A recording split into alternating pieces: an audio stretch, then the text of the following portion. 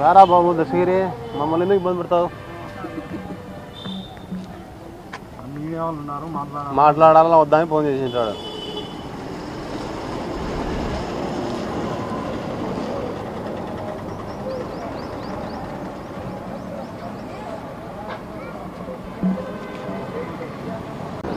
Media వాళ్ళు ఉన్నారు, మాట్లాడాలని వద్దా అని మళ్ళీ అడుగుతాడా?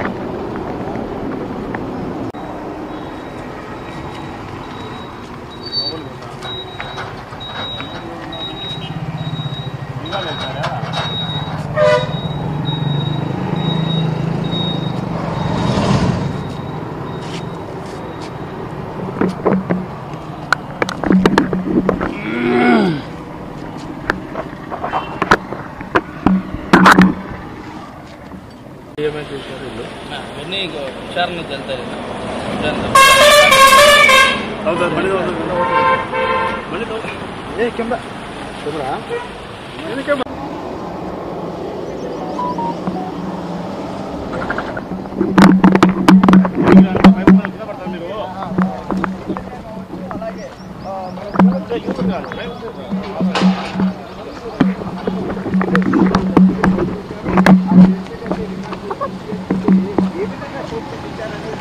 పక్క నిలబెడతాను.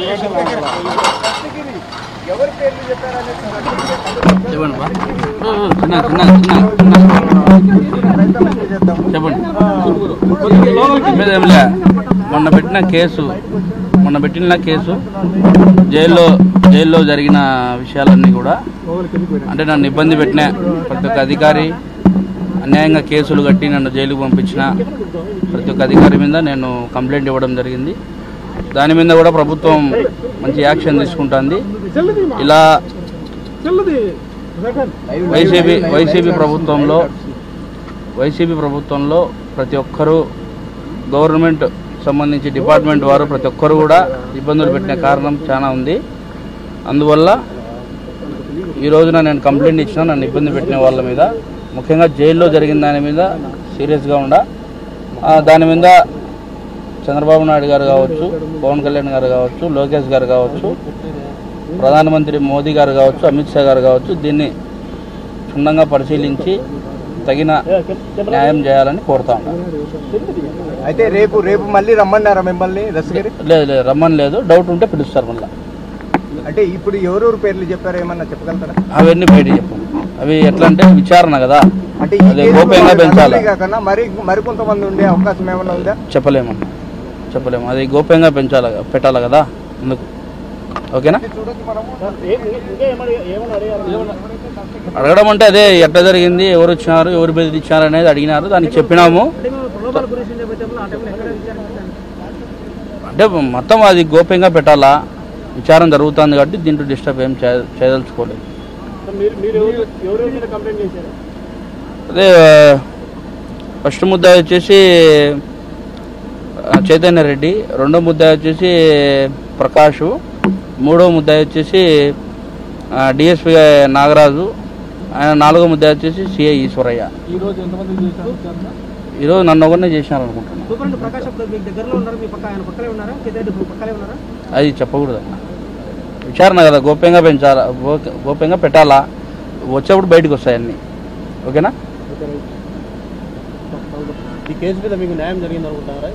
ఖచ్చితంగా జరగాల్సిందే, జరుగుతుంది కూడా, దాంట్లో డౌట్ లేదు. ఎందుకంటే ఈ యొక్క కేసు టీడీపీ గవర్నమెంట్కు సవాల్ అది. ఎందుకంటే ఒకప్పుడు టీడీపీ హయాంలోనే మర్డర్ చేయించి జగన్మోహన్ రెడ్డి టీడీపీ మీద నెట్టినాడు. నారాసుర రక్త చరిత్ర అని చెప్పి పెద్దది ఒక పేపర్ వేయించి పెద్దది ఆయన చేతిలో కత్తి పెట్టించి ఇది చేసినాడు. ఆ వాస్తవాలు బయటకు వచ్చినాయి. ఇంకా 5 ఏళ్ళు వైసీపీ గవర్నమెంట్ ఉన్నప్పుడు, జగన్మోహన్ రెడ్డి అనేవాడు తప్పే చేయనప్పుడు, 5 ఏళ్ళు గవర్నమెంట్ వైసీపీ ఉన్నప్పుడు ఎందుకు దానిలో బయటికి తీసి వివేకానంద రెడ్డి కేసును విచారించలే, ఎందుకు మా చిన్నాయన కేసును విచారించాలని కోర్టుకు పోలే, ఇవన్నీ కూడా ఉన్నాయి. అందువల్ల ఎవరు చేసినారు, ఎవరు చేయించినారు అనేది క్లారిటీగా ప్రజలకు తెలుసు, అందరికీ తెలుసు, మీ మీడియా మిత్రులకు అందరికీ తెలుసు. తొందరలో నిజాలు ఇంకా బయటకు వస్తాయి. వెయిట్ అండ్ సీ అంతే.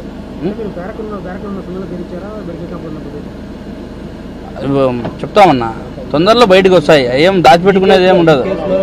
ఈ కేసులోనే ఇప్పుడు న్యాయం 100% జరుగుతుంది. దాంట్లో ఎటువంటి డౌట్ లేదు. న్యాయం జరుగుతుంది. అందరూ టీడీపీకి సంబంధించిన కూటమి ప్రభుత్వానికి సంబంధించిన పెద్దలందరూ కూడా దీని మీద దృష్టి పెట్టినారు. ఇప్పుడు స్టార్ట్ అయింది. ఎండ్ కార్డు పడుతుంది తొందరలో. ఓకేనా?